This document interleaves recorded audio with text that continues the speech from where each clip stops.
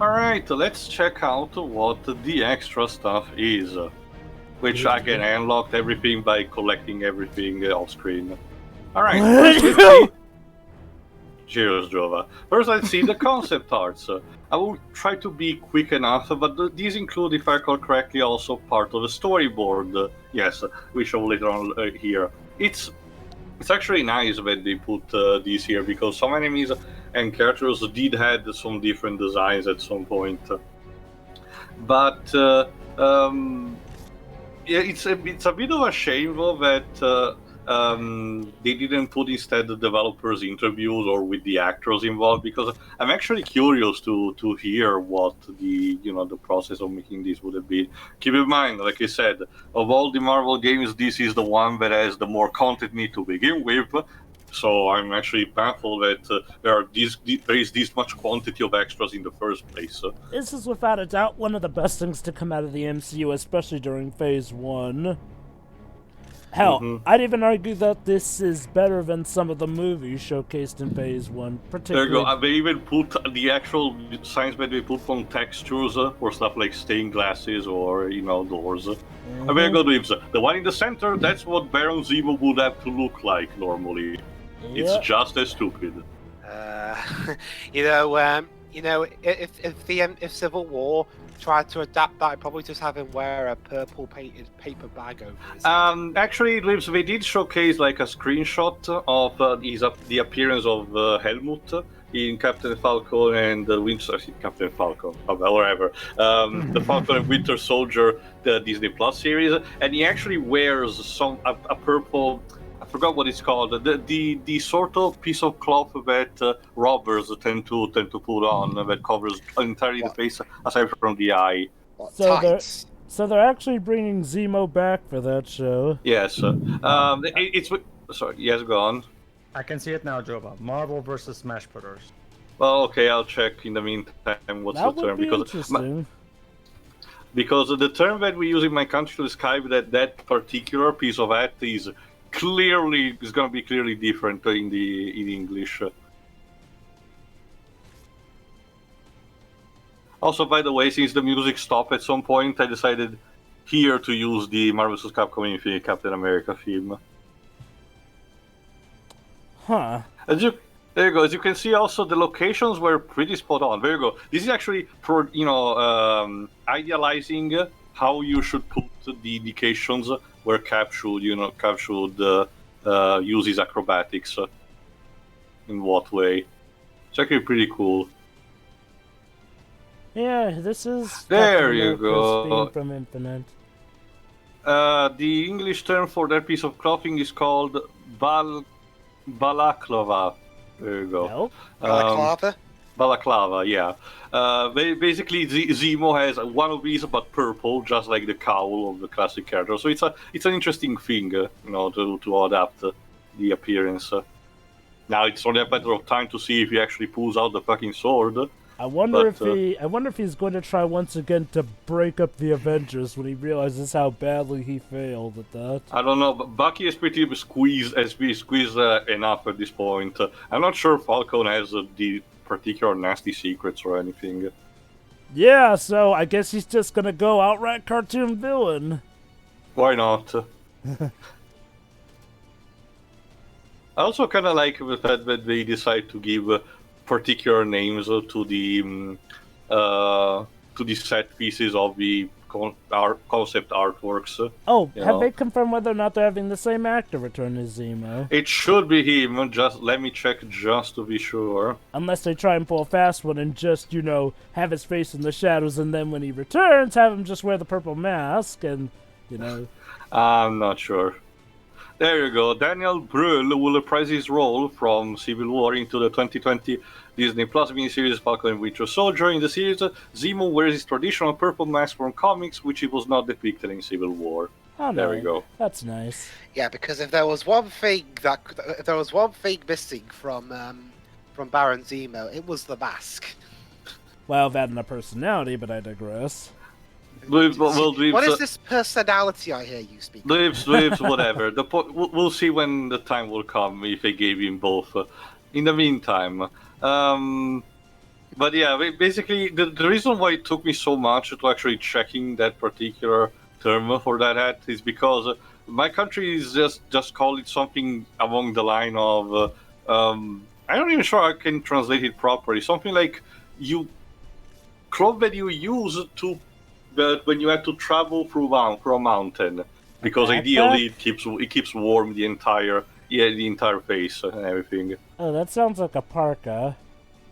No. Balaclava, like with one with the Dweebs mentioned as well.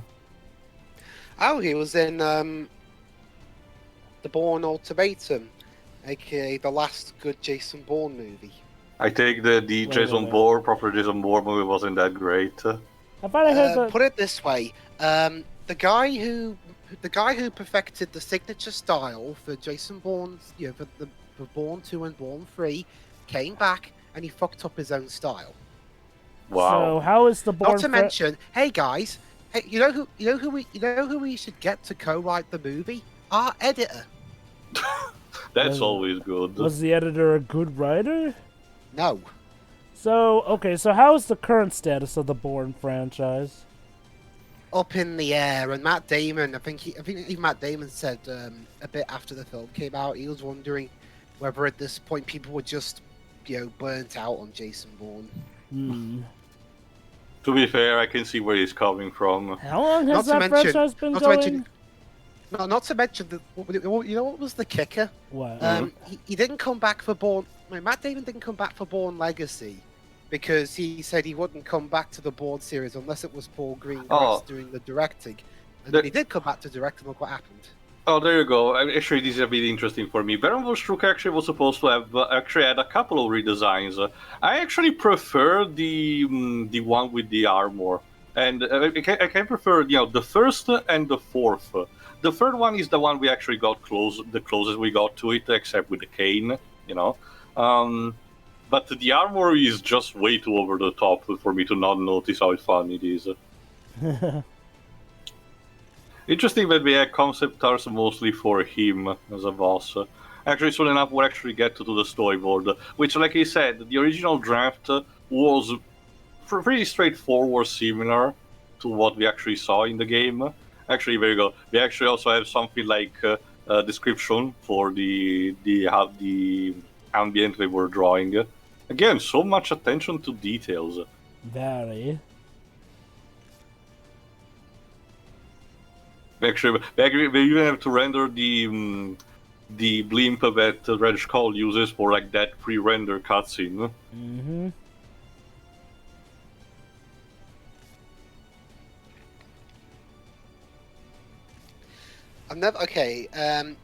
The wings of the airplane being down so low to the bottom. Yes.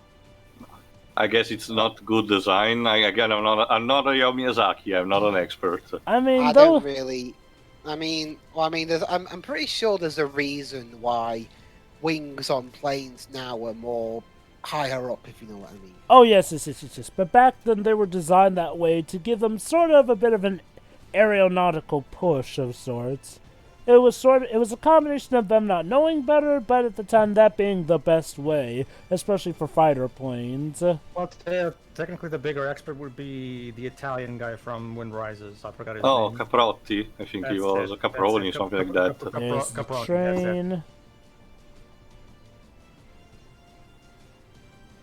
There you go, even the cannon. There you go, one thing that we will see later on in the storyboard is that originally Cap was supposed to destroy the cannon instead of Dugan off screen. The whole story. Oh, we'll see. There you go. Alright. There you go. It starts pretty similar. There you go, even with some dialogue here and there. But survives. There you go, and proceeds. Originally, it was supposed to be more transitioning from the trenches towards, a year ago, towards the castle. But instead, we just get dropped like deer.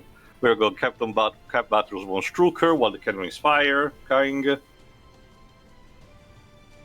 And you have him going through here. Then he gets kidnapped. He sees the experiments, engages in a battle with a number of enemies. Dugan as Captain America assists Captain America with weapon he acquired, which is something that we have seen partially. although just in a different way, as you can see. The part where he sabotages the cannon. Yeah, and there you go. At the tail end, he was supposed to fight at Brainwash Fallsworth as his identity as the Union Jack, like a perverted, corrupted version of it.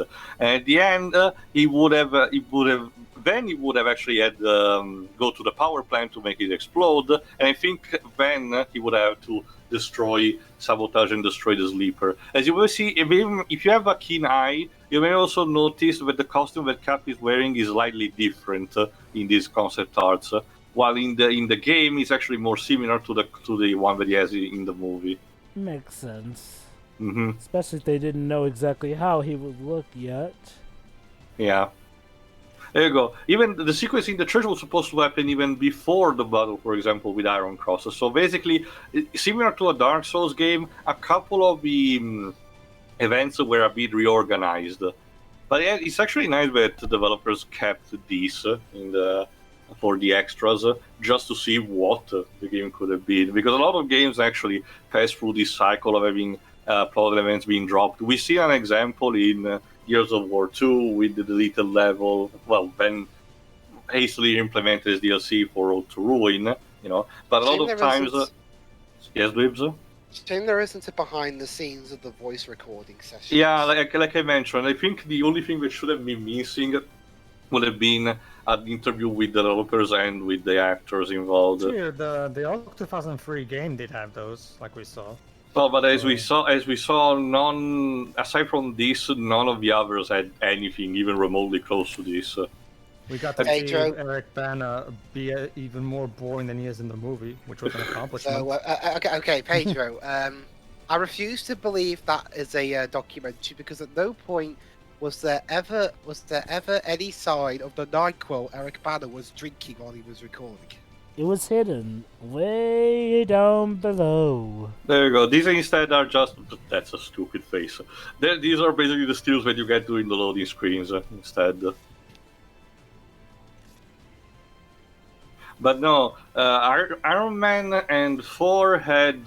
well, even Iron Man 2 to an extent had a lot of different costumes, but either they were so annoying or just plain boring that they weren't really that much worthy. Thor had barely anything. Like I said, you can change again the color of your lightning powers. Whoa!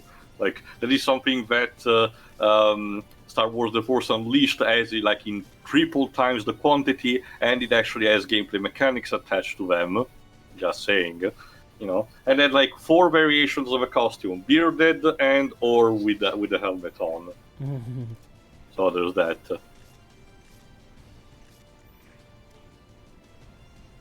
Alright, let me see. The sleeper.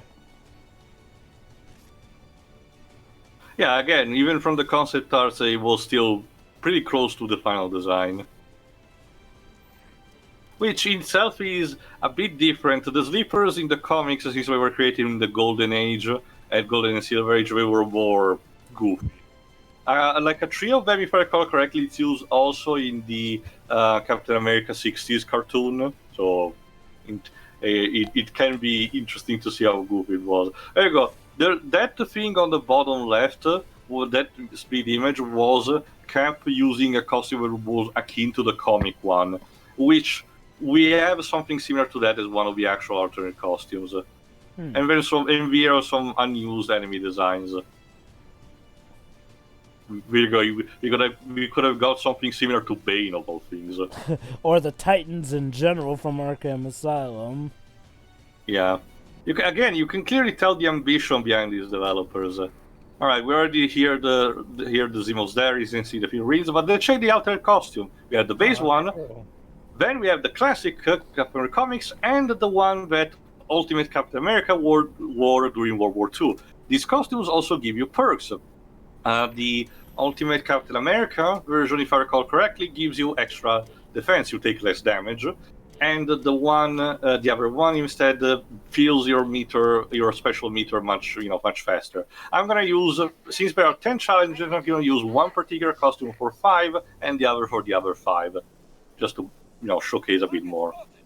most of these challenges are combat rounds, but there are some decent, interesting variations. I will say, well, what the hell? I just show all of them since I'm quick enough. Mm-hmm. There we go. Aside from the mask, the rest of the costume is pretty legit. Mm-hmm. It looks Keep like in mind, something you would... It it's kind of... probably the best thing you'll see from Ultimate Captain America, just saying. I can kind of get the idea with the mask because, you know, the mask was meant to resemble heroes of the time, stuff like the Lone Ranger or the Green Hornet, which were, you know, masked figures of the time. Yeah, I guess.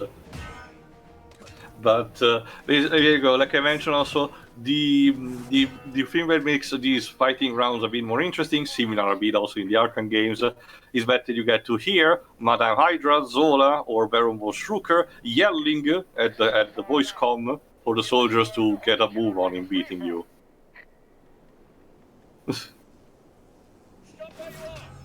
Yeah, no. There you go. And the faster you complete these challenges, the better the quality of the medal you'll get these. Since all of these are pretty easy as once you are maxed out and you collected everything, so you can just breeze through them and get the gold star to all of them. Nice. But like I said, a couple of them actually are not just mere combat challenges, but tend to be a bit quirky. I think, the next two we're gonna see are gonna be tied to that. So is this a take down all the enemies challenge? Yeah, the classic combat one in the minor time possible. Oof. That's going to leave a mark.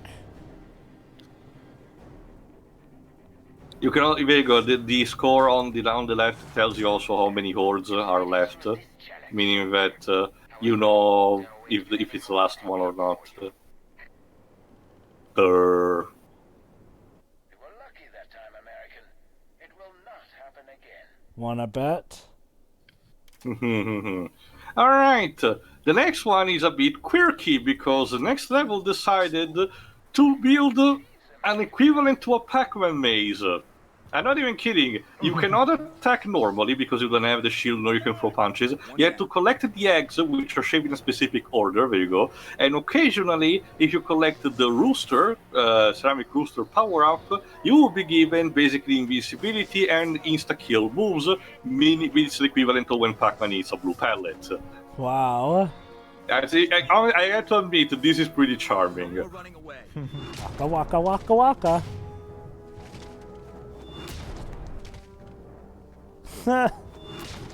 Captain America and a Pac-Man maze. Now there's something you wouldn't immediately think of. And it's a literal maze this time, so Although, they eventually use the architecture. Yes, Luis?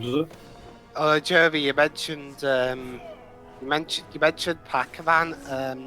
Have you I won't say any more because of spoilers, but have you played Black Mirror Bandersnatch on Netflix? There's a interesting reference with regards to that. I have not played that one yet. I mean, Luis, Pac-Man has been one of the most referenced video games of all Well, time. it's a bit ever different. since it came It's a out. bit different actually to you, but again, I won't.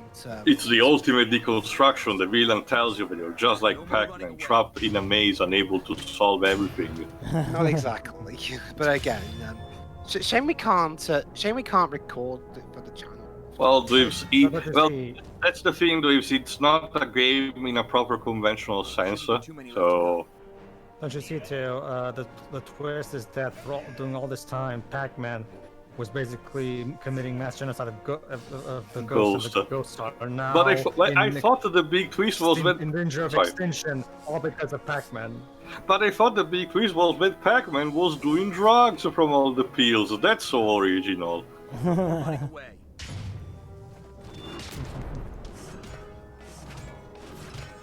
There we go.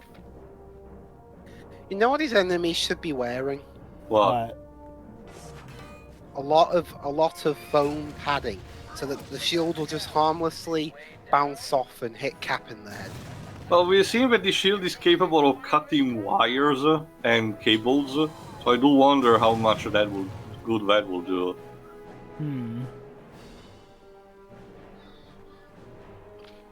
Maybe Maybe the enemies could make their own armor out of vibranium.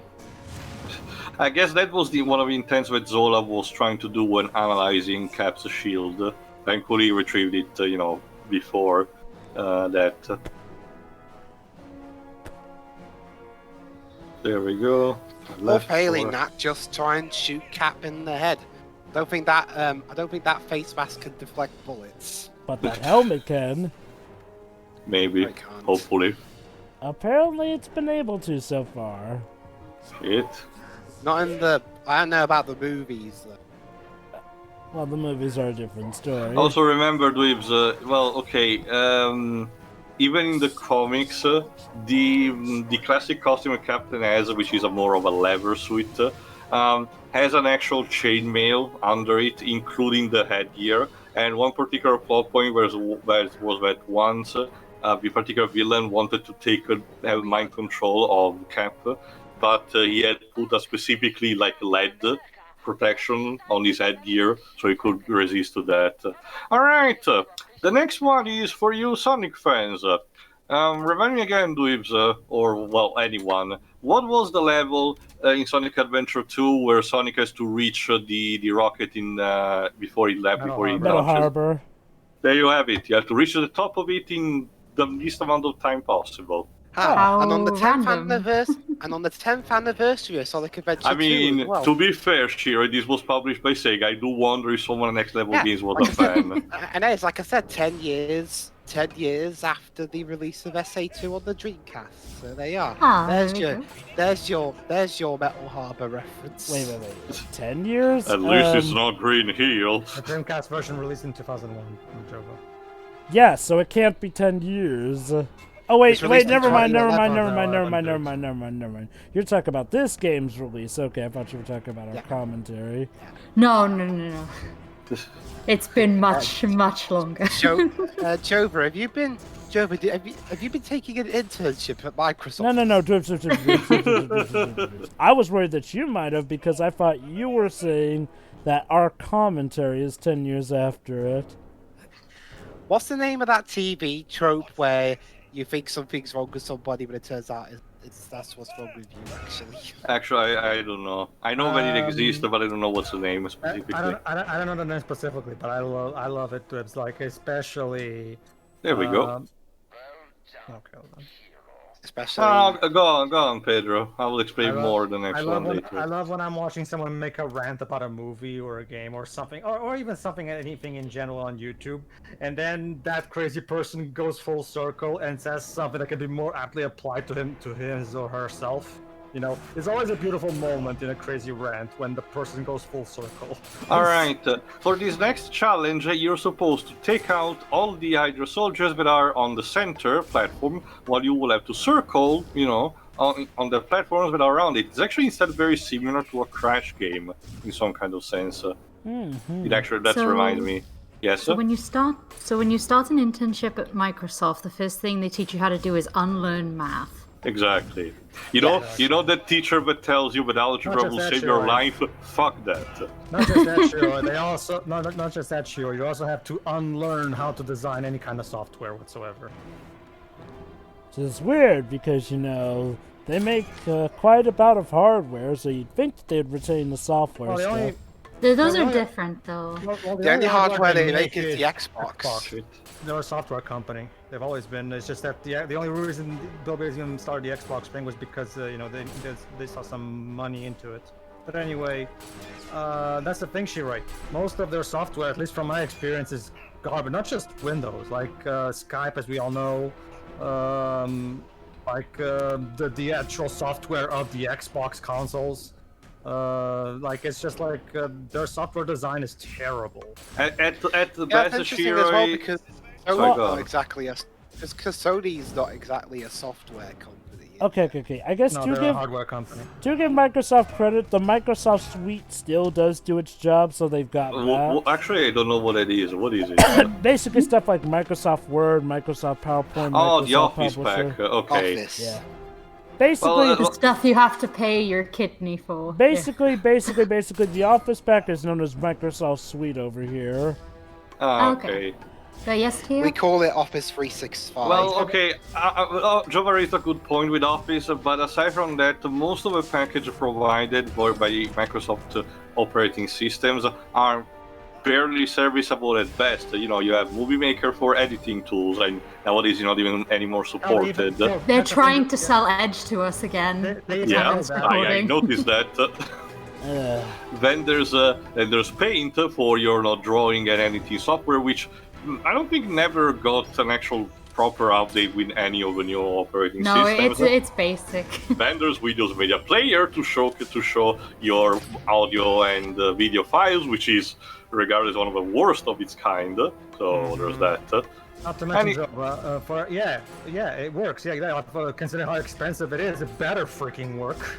You know. Anyway, yes, after you're clear enough, as you may notice from the health bar, Madame Hydra will start showing up, so you will have to actually target her and start deflecting her bullets. This might be actually more easy than the one in the main game. But if you want to get a gold medal, you need to perfect the the timing on these jumps, so you can maximize your bar, and there you go. You can perform these shield throws and parry properly like this. You need only four shots, and you should be good to go against her. But we go after the second one. She actually goes on the other side, and you will have to track all the other way. There are some shortcuts with the proper line, but I already got a gold medal on this one, so I will just use the normal bars. Now, give this game credit, the challenges here are actually relatively interesting and actually worth checking out. I mean, at least for the first main one. The later ones start to become a bit lazy and just pure combat challenges with some very minor variant. But again, I give credit. These first couple of ones are actually pretty interesting in how different they are. My guess is there we go. This was still at the end of the day a licensed game, so of course there were some restrictions in budget and development time. So they eventually got to a point where they had to cut a few corners. Honestly, it's much better than I argue that the challenges in the Batman Arkham games are much more basic compared to this one, because they're even divided either in combat or predator. Combat is basically just take down the entire room with barely any variation at all. And Predator, sure, it gives you a good variety of map to apply your stealth, but it's still like one-trick pony. At least this one tried to play through the different things you can do with the gameplay of this kind. Anyway, for this one, you're supposed to basically endure as much as possible, and the game gives you a turret to destroy everything in the room. The gold, you get the gold automatically if you survive for 5 minutes, but don't worry, after a bit I'll just cut away to the part where I'm almost done, just so I don't keep you all the time here. So long as you know what you're doing, you can pretty much last for quite a bit of time, it appears. Pretty much. Anyway, here we go. Oof. And there you go, we are in the challenge with Captain America getting his ass blasted. Alright. It's okay, you got the gold medal. Well, ladies and gentlemen, we are gathered here today to mourn Captain America's dignity. Alright, let's switch to the proper Captain costume, the one with the wings. Nice. 40s and 50s, yes. Basically, this is the OG Captain America. Yeah, the one that appears on the classic cover where he punches Hitler, for example. Good old Captain America. He's probably the only superhero who didn't get hit with the sliding timeline. The sliding scale. Basically, for those who don't know what a sliding scale timeline is, basically, Iron Man and how nowadays he's known for, making his armor around the Iraq War. Well, believe it or not, originally he was known for making his armor during World War II, and then it became the Vietnam. the Vietnam War. Basically, you have a superhero who goes on for a lot of comics, but you still want to keep the older comics canon while having the newer comics up to date with the changing times and whatnot. Case in point being Spider-Man having events going on in the early 2000s, but still remembering events that technically happened, in relative sake before he becomes Spider-Man now. So what do? Slide the time scale. Have it so that this event that normally took place present time in like the 1960s now takes place in 1985. The problem is that as a result, it can get messy, especially if there's no synergy between editors and writers. Obviously. For the most part, it works out with a lot of superheroes. Superman, Batman, and Spider-Man have pulled it off. For the most part, I say. DC also has the helpful advantage that it gets rebooted every now and then, meaning that they can great camera angle, meaning that they can easily just say they did something like say, the first hero was Batman and all the others came around in the next 10 years. That was what they wanted to do with the New 52, for example. That was actually more understandable, There we go. But for Marvel, it's a bit of a different story, and this bites in the ass a couple of the characters. Yeah. Where there's like Spider-Man mostly, because they want to keep Peter young, even though that makes things worse on the long run. Yeah, Not to mention, Joe, but how would you even apply that to Captain America? Man, his entire existence is tied to World War II and the whole propaganda aspect. Like, if you remove that, then he's no longer Captain America. It just doesn't work. Well, that's it's why I the said Captain America of the Red Brown movies. Well, that's why I said he's one of the few superheroes not to get hit with the sliding time scale. There we go. Unless we count when he gets unfrozen, but even still, that's relatively kept the same for the most part, so it's all good here and there. Oh yeah, the whole reboot thing that they did back. I think this is another combat challenge. There you go. These are the last bunch of them. It's a combat challenge. So go on. Well, the whole reboot where he was frozen for however many years we need for the current time that we're making this reboot thing. Like, that was just Stan's idea of how can we properly put this guy in modern day without destroying what makes him him, and that was it, and that works perfectly fine to me. So that by all means do that. Oh, exactly. There's also the fact it's one of those things where applying the sliding scale to Captain America just doesn't work. If you remove the World War II aspect of him, then he's no longer Captain America. It doesn't work. It's like if you try to make it so that Tony is no longer a narcissistic, rich guy. Like, that was the whole thing. That's basically, to give you an idea, Stan basically created Tony on a dare. Oh, okay. But that doesn't help also for the fact that there are a couple of characters who in the meantime also have children. Mainly, for example, Reed Richards and Sue Storm from the Fantastic Four have already 2 children, and you kind of need to have them age, or at least some time has to pass, but that creates awkward situation when, for example, the daughter that Luke Cage and Jessica Jones had, for example, and so on. I get it that after so many decades and with a gajillion characters to get through, sometimes unfortunately, some things does slip through the cracks.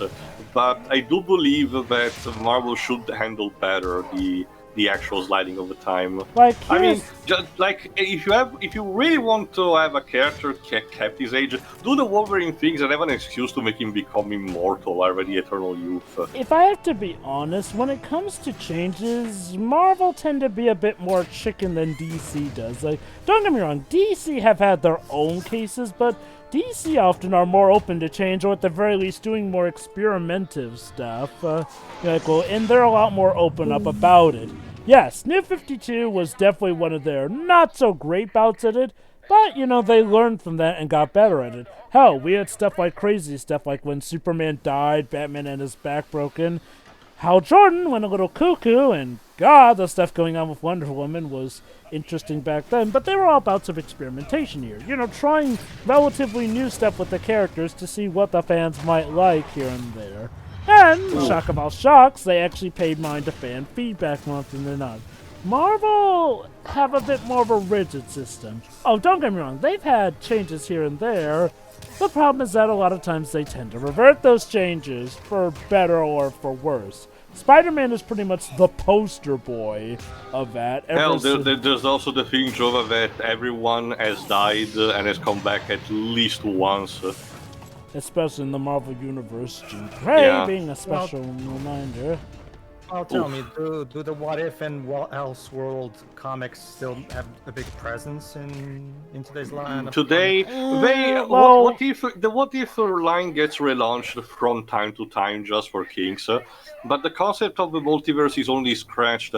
Honestly, the line that the comic book line that I wish was kept more to this day in order to take advantage of that was the Exiles, because that was a great excuse to have a team of fresh characters to which you could write your own fan fiction story about, and an excuse to visit all these different parallel universes in order to do whatever you wanted for the characters. That's all I need. That's all I need to know. That's because I've always saw it as like they should have just keep the What If and Elseworld lines consistent and keep going. That way, you can basically do both. You can keep the canon comics, like with the expected status quo, and you can use the Elseworld and What If comics to go wildly experimental because you have the perfect excuse to do so. That way you can cover both bases all at once. Like I've always thought that it was weird that they stopped making those things prominent because it's such a great way to excuse wild experimentations. When it comes to Elseworld stories, again, DC relatively do those commonly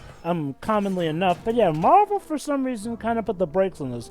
But now, to be fair, we do still have some Elseworld stories, although admittedly most of those Elseworld stories tend to be Spider-Man stories, more often than not giving us a universe where Peter Parker and Mary Jane are still married, because shock of all shocks, people still want that. Yeah, nowadays Marvel, when it comes to Marvel talking about the alternate universes, to find a way to kill them, as far as I know. Basically, here's an interesting. There's an Elseworld comic of what if Superman did not fall in America? What if he fell into Soviet Russia? Yep. Good It's old Superman Red Son, the one they made. Yes. They made that animated adaptation recently. Yeah, basically, the idea for the Elseworld is basically, okay, let's create this incredibly weird and experiment. Like, what if this happened? Like, just to create, sometimes it can serve as a unique idea that allows you to do something that you would never be allowed to do that character. I think one of my favorite Elseworlds was Superman speeding bullets. Mm-hmm. I actually don't remember that one, Joe. Basically, that's what if Superman was Batman? Huh. Which is interesting because ever since the failure of the continuing shared universe of the DCU, and the Warner Bros. Said that from now on we're going to focus on solo movies that are not connected, at least not as much as we were originally planning. Well, aside from Joker, right now, do we have anything planned for that one? Because apparently not. They haven't said anything, at least. So it seems like at this point, all of the DC movies are basically Elseworld stories that are not connected to the larger universe, basically. I can't believe that for stuff like The Batman at this point, considering how the cast is different, and even if it's a prequel, but again, we'll have to see in time. But from what I get, the Flash seems to be still centered around the same Flash of the DCU. Keep in mind, though, that Flash as a character is able to traverse different parallel universes. Yeah, but that's the thing, Theo. It wouldn't work as a prequel. I think I'm talking about the Flash movie, not the Batman. No, I meant the Batman. Yeah, and I was talking about something else at that point, Lives. I think a better example would be that we still have Wonder Woman 1984 coming. 84. That too. There's also the problem too that goddamn Flash movie is taking its sweet time to get out of the oven. Like same for Cyborg, for example. From what I understand, is that movie even still a thing? I hope so. I was talking with you about it not too long ago, off commentary. I don't even remember. Basically, if Warner Brothers actually talked about it, would be nice. Apparently, the script is being rewritten by the same person who wrote Birds of Prey. Oh. Right. Well, in general, Pedro, both Marvel and DC talk about the lineup, the current schedule that we had for their projects, including the movies, usually at San Diego Comic-Con. For obvious reason, this year is not going to happen, but I do wonder if they're just going to release some communications. Remind me again, is the whole Flashpoint thing was even still a thing, or did they completely drop that at this point? I have no idea what's going on. Because they were announcing, we're gonna do the Flashpoint movie, and everybody was like, oh, okay, I get it. So you want to reboot this whole thing, but then they just went silent on the whole thing. I wonder if the reason is because now that the DC Cinematic Universe has been getting more positive reception, they're rethinking their plans with the Flashpoint movie. I don't know, Jova. Birds of Prey seems to have tipped the balance once again on the negative side. Plus, I don't think. Movie. Plus, I'll be honest. Plus, on the subject of the DCEU, I mean, as much as I loved Michael Keaton when he was playing Batman in the 90s, I don't think having He's him. fit anymore. I don't think having him in his by that point it'll be his 70s playing Bruce Wayne will be that a good of Well, idea. it depends. On I what could kind see of them good, pulling off something with I him. can tell you these waves, I don't know if you've seen it, but the Crisis on Infinite Earth Arrowverse story has oh god, remind me again, Jova.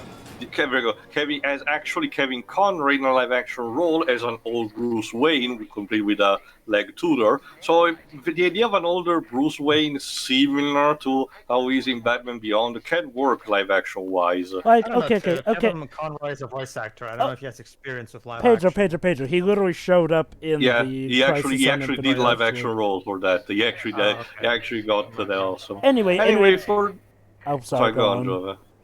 Go on and explain this, then I'll say my piece. Basically, for this particular combat challenge, you're surrounded with the screamers, so you need to take advantage of their proper screams to counter them and use that effect to repel the enemies that are around you. Alright, okay. But again, you can also insta-kill them with that special move. Go on, Jova. Right. First off, let's remember that the Bruce Wayne in the DC Cinematic Universe, from what we've seen, is pretty older than how he normally is. So, say we jump ahead like a few years ago, it would make sense for the rest of the heroes to be relatively still fit, but for Batman to have aged up more, admittedly. And Michael Keaton can still do these action movies here and there, as we've seen with him in his role as the Vulture here and there, so I could buy it. I mean, obviously, just do what the usual old Batman shtick does. Give him an exoskeleton or something, and bam, there's a reason for why old Bruce Wayne is still in the fight here. As to the DCU, I get that Harley Quinn and the Birds of Prey movie wasn't as well received as it could have been, and mind you, I do get that there were issues, but it wouldn't say it was bad enough to tip the scales back to the thing being a laughing stock. In fact, if anything, the reception of it seems relatively split. Like, the general consensus seems to be, it has the makings of a good movie, but has issues that keep it from being all that good. Like, and again, it's not like, per se, like, the negative outright backlash that, like, the likes of Batman v Superman, Dawn of Justice gave us. No. This feels more like a case of, yeah, okay, that happened. Like, I don't think it's enough for them to abandon it. Again, that's sort of my fear as to why the Flashpoint movie may be taking some more time, because I think it's them just trying to plan out, okay, do we actually want to get rid of this now here and there, or do we want to play things a bit differently? Trust me, it would not surprise me if that was the original intent of Flashpoint, and now that the DCU is being better received, that's why they're taking all this time to rewrite it, because, maybe we won't need to change as much as we need to change. Although the interesting thing is that, like, if their plan moving forward is just to make solo movies and not worry about shared universe, then there's no real point in the Flashpoint movie then. My theory is that the formula is going to be, okay, focus on some solo superhero movies, but every now and then we'll have a proper crossover, but now with properly fleshed out characters, Like, basically, the difference being is like, well, whereas the MCU is constantly building up towards, certain events in a long-winded storyline or whatnot, the DCU can focus more on just, fun adventures here and there, and occasionally have a team-up for when a big JLA threat comes. Yeah, after all, despite still being technically connected to the larger scheme of things, that's precisely what Marvel did for the Guardians of the Galaxy movie. It was a largely disconnected storyline that had some, at that point, a minor connection to Thanos, of course. But and that was the adrenaline shot that the franchise was needing at the time. So I can see that thought process working potentially. I'm questioning, what I'm questioning is the direction, at the higher ups, if we're capable of committing to that. Because, if I recall correctly, I don't know if Joe Johns is still, holding the barrack or not.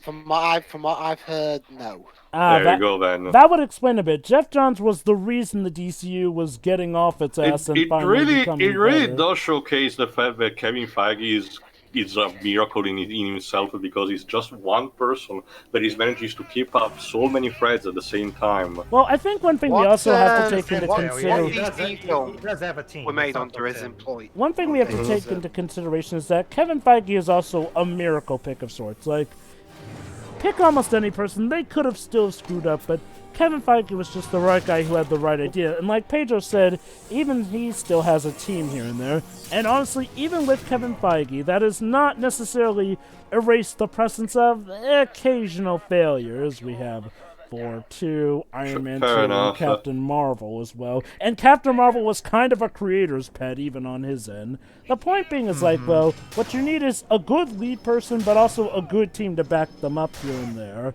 Obviously. Remember, there's also Luis Desposito. Desposito. There's him as well. He's Kevin's second in command, basically. So there are others. Remember, Kevin already said it himself that every time it's time to plan out a new phase of the MCU, him and his closest collaborators get together. They get a pile of comics. And they start discussing which comics they want to turn into movies. Yeah. So basically, that it's literally a bunch of comic fanboys going, okay, so which comics do we make next? All right, final round, and like I mentioned, it's a rematch against Iron Cross. You may have noticed, but by doing instead heavy attacks on specific points, I was able to produce some different attacks. For example, if you take a warden from behind, can pull literally discharge his gas tank, for example.